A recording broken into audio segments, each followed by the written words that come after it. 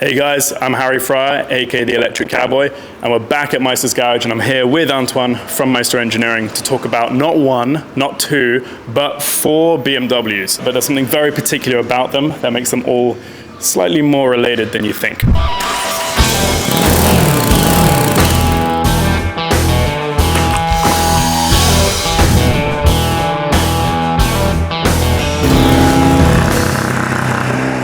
So the bikes we're going to be talking about are 2014 R9T, a 1979 R100 S, a 2006 R1200 S, and a 1975 R90 S. Here today we have all those 4 bikes because of that fairings. Fairings is really special from BMW, and they start with in the 70s with that orange R90 S. This was the first one who had the bikini fairing. It's not like a full fairing. It's only on the top, and it was to make the pilot more comfortable with the wind. This bike is the R90 S, and S is for the bikini fairing. So like sport. This. It's something like sport, I think, right. I believe, yeah. This bike is really special. That was the first superbike legal for road use also. And this is the R90 S. It was in Daytona orange, and they did it also in black and gray. For my BMW R90, it was more like a quick history to this one with the black fairing. The first BMW superbike. And the plate, as I did the plate on the R90, that was to remember this small plate on the engine.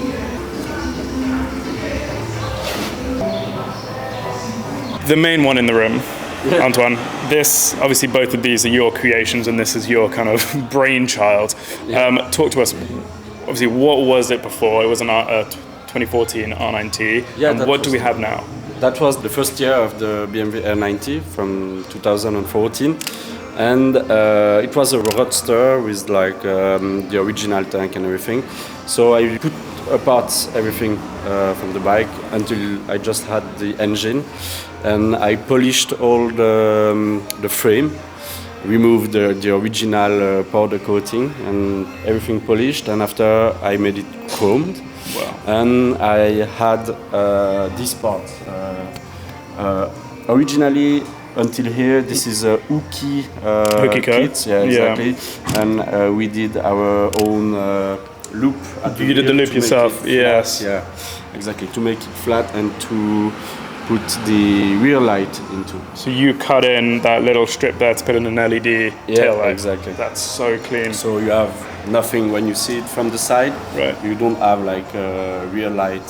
The styling and design ergonomics of this, you just have one complete straight line from the headstock all the way back. That's the idea of the bike. And for the front headlight, we did exactly the same. If you check, the fairing, you have the glass. Yeah. The shape of the fairing here is perfectly aligned with the length of the headlight. It's exactly the same shape. Yeah, exactly. I don't know how you managed to do that.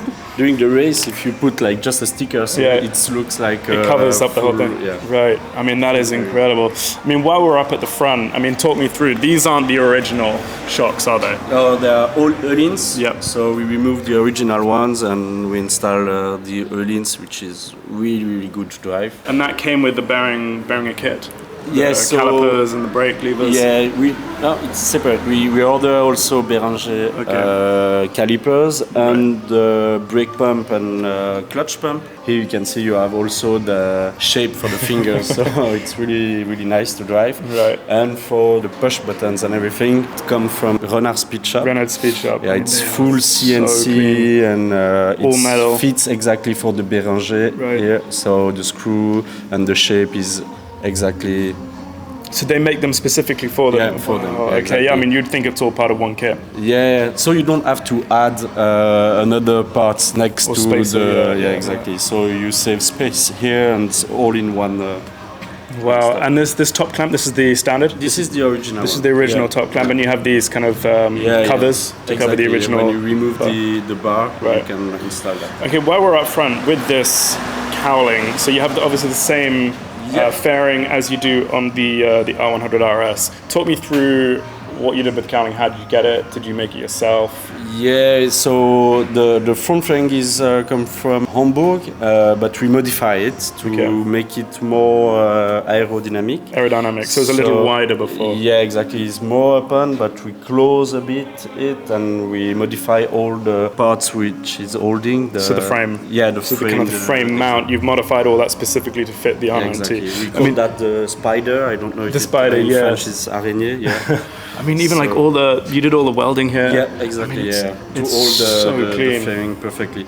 So the idea of the fairing is like the line of the fairing is going just perfectly to the tank, to the bottom of the tank. It's a work of art. Did you design it on paper first? Because I see you on you got a picture up there. No, I just dreamed it and from your mind, and then you went right. This is what it's going to look like. And one designer asked me to make that draw. Just he asked you after I did the bike. Because I was going to say, what's your kind of design process for these? It's like I try to put some parts on the bike and we check how it fits. If it doesn't fit really well, we modify it, and it's like it's a step by step. Yeah, it's a feeling. It's and like that part, it's really nice. Does that fit? Okay, so we go on. While we're going back here, this is a Suzuki tank, correct? Yeah, from the GS 500. It's not easy to get it, but now we have model. So I mean, the whole tank's actually been cut out. This is a cover, correct? Yeah, that's a cover. This one is a cover because we removed the original fuel tank and the original airbox, and now we have like an aluminium fuel tank, like in the racing cars. Unfortunately, in Switzerland, it's not legal to remove the airbox, so now we are working in a solution that it's more plug and play with a fiber fuel tank, and we're gonna be able to put this one with the original airbox. So that's the small improvement that we want to do.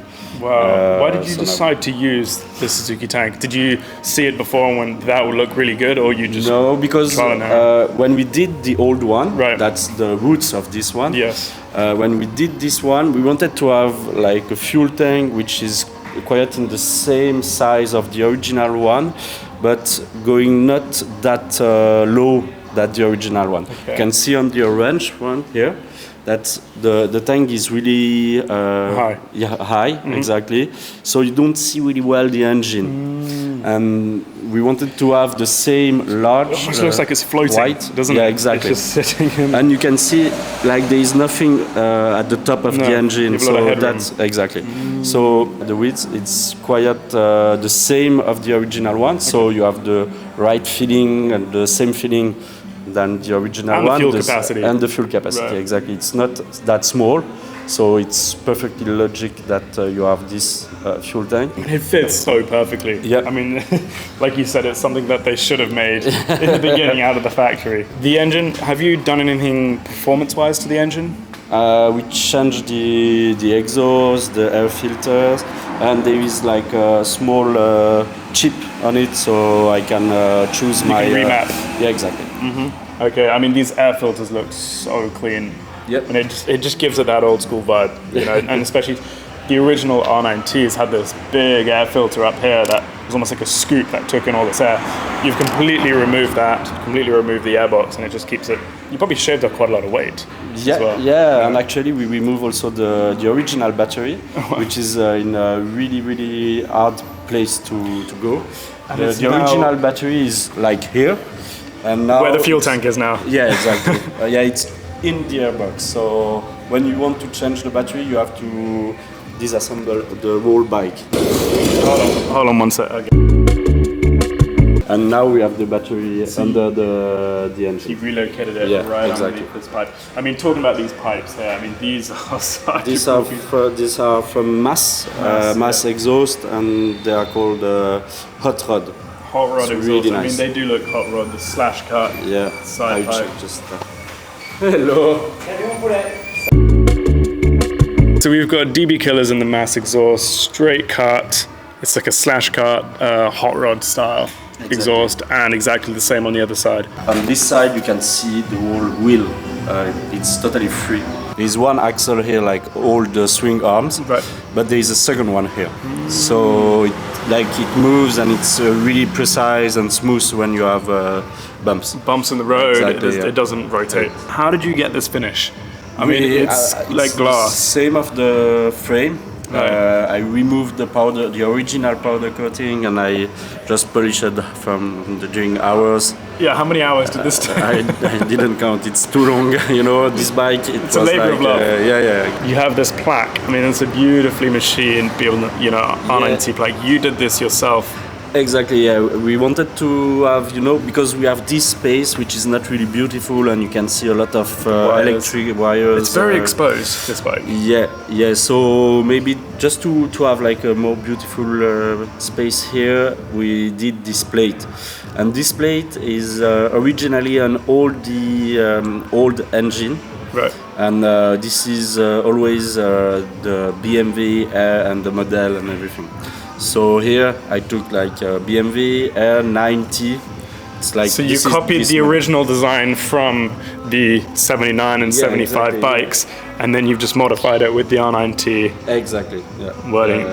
It's so clever. So obviously that's the original dash up front. Yeah, I wanted to keep the original dash because it's a really good one. You have everything. Right. And when we do like the kilometre lancé, it's a race on an airport, I need to have all my information like in big and really precise with the RPM, because you know when to shift. Exactly. Right. So I wanted to keep that, and when you have a fairing, I think it fits great inside because it's big, but it's in the fairing. And then you just got a very simple foam seat pad with like an Alcantara finish. Exactly. Doesn't look very comfortable. No, but that's a race bike, so it's okay. So it's purely for the race. You don't. This is not a daily rider. No, yeah, for the daily it's okay. It's after maybe 1 hour and a half you feel something, but before How far away do you live? Not that far. So Okay, you're good. This one is the R1200 S, and it also has the bikini fairing. So really more modern one, but it has this bikini fairing, and here you can see this is an S.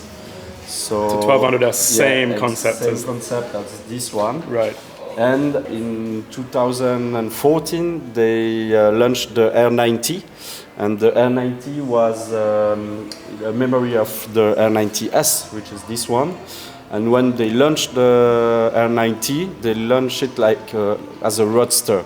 So I was a bit like, okay, that's strange, but that's a R90 and not like a R90 S.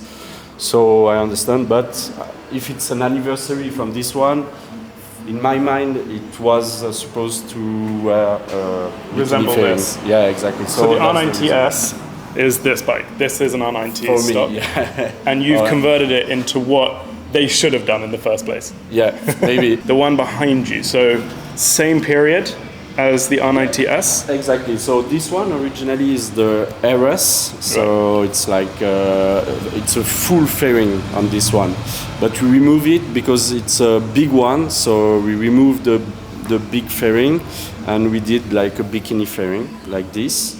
And that bike is quite special because the engine is it's like the same of the 90 S, but in 1000 cc. So 1000 cc. I mean, this was an extremely powerful sports bike back in the day. Exactly. I mean, 1000 cc is still a lot today. Yeah. But to think that they put that in a 79 exactly. engine, I mean, that's incredible. Bonjour. Vous faites des réparations sur toile. It was launched after the 90 S.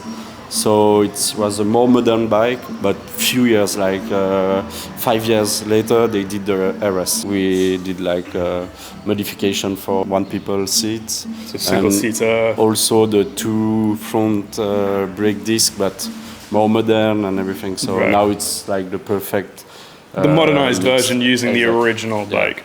As a bit like as a singer Porsche for Porsche, this is the singer for It's the singer. BMW. I mean, Meister is known as the singer of BMWs.